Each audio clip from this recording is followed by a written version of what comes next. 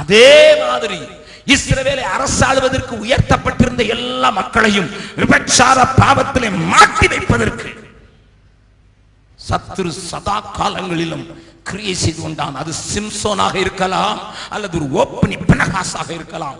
அங்கே கூட்டம் கூடுகிற ஸ்திரீகளோடு அவர்கள் விபச்சாரம் செய்து வேசித்தனம் பண்ணினார்கள் என்று வேதம் சொல்கிறது. ஏனென்றால் சத்துரு விதைக்கிற ஒரு விதை. லிசன், ஜெர்மனி நாட்டிலே நான் ஒரு ட்ரெயினிலே பிரயாணம் பண்ணி கொண்டிருந்தேன். ஜெர்மனியிலே பிரயாணம் பண்ணி கொண்டிருந்த போது என் பக்கத்திலே ஒரு மனிதன் இருந்தார். அவர் ஜெர்மன் நாட்டை சேர்ந்தவர். அவருக்கு ஆங்கிலம் பேச தெரிந்தது. ஜெர்மனியிலே அதிகமான பேர் ஆங்கிலம் பேச மாட்டார்கள். அவர் ஆங்கிலம் பேசும் அறிவை உடையவராக இருந்தார். நான் திடீரென்று என் கையில ஒரு பிஸ்கட் பாக்கெட் இருந்தது. நான் அந்த பிஸ்கட் பாக்கெட்டை திறந்து அவரை சிநேகிதனாக்கி கொள்ள வேண்டும், அவரோடு கொஞ்சம் பேசி கொஞ்சம் காரியங்களை நான் அவருக்கு சொல்ல வேண்டும் என்கிற வாஞ்சையில அந்த பிஸ்கட் பாக்கெட்டை திறந்து அவருடைய கைரங்களிலே கொடுத்தேன். அப்பொழுது அவர் சொன்னார், நான் உபவாசம், நான் சாப்பிட மாட்டேன் என்றார். எனக்கு கொஞ்சம் சந்தோஷமா இருந்தது.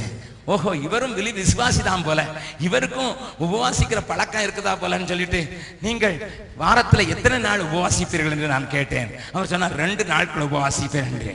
நான் சொன்னேன், நானும் உபவாசி ஜெபிக்கிறது வழக்கம், ஆனால் நீங்கள் எந்த சபைக்கு போகிறீர்கள் என்று சொன்னேன். அவர் சொன்னார், சாத்தானின் சபைக்கு. எனக்கு திடுக்குன்னுடுச்சு. நான் கேட்டேன், எதுக்காக உபவாசிக்கிறீங்கன்னு கேட்டேன். இன்றைக்கு தேவ மக்களாய் உங்களுக்கு தெரிந்திருக்க வேண்டும் என்பதற்காக வாரத்தில் 2 முறை முழு உலகத்தில் இருக்கிற சாத்தானுடைய மக்கள், சாத்தானுடைய சபையை சேர்ந்து நாம் பரமண்டலங்களில் இருக்கிற எங்கள் பிதாவே என்று சொல்வது போல பாதாளத்தில் இருக்கிற எங்கள் லூசிபரை என்று சொல்லி ஜெபிக்கிற ஜனங்கள், உம்முடைய ராஜ்யம் நிலைத்திருப்பதாக என்று சொல்லிக்கிற ஜெபிக்கிற ஜனங்கள் ஜெபிக்கிற காரியத்தை நான் உங்களுக்கு சொல்லித்தர வாஞ்சிக்கிறேன், சொல்லிக் கொடுக்க வாஞ்சிக்கிறேன். அந்த மனிதன் சொன்னான் 3 காரியங்களை தைரியமாக சொன்னான், தைரியமாக போல்டாக சொன்னான். என்ன சொன்னான் தெரியுமா?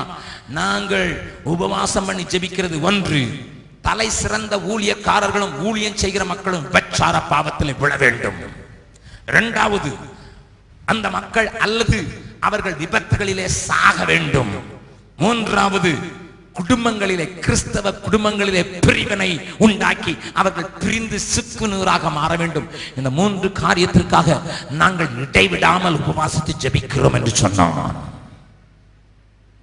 தேவ ஜனமே, தேவனுடைய ராஜ்யத்தை பரப்ப விரும்புகிற நீயும் நானும் அழுது கதறி போராடி ஜெபிக்க வேண்டிய, பாவத்துக்கு விரோதமாக ஜெபிக்க வேண்டிய காரியங்கள் உண்டு. வேதம் சொல்லுகிறது, வாசிக்கலாம்.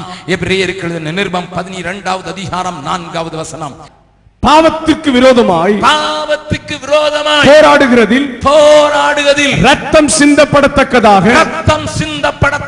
நீங்கள் இன்னும் எதிர்த்து நிற்கவில்லையே.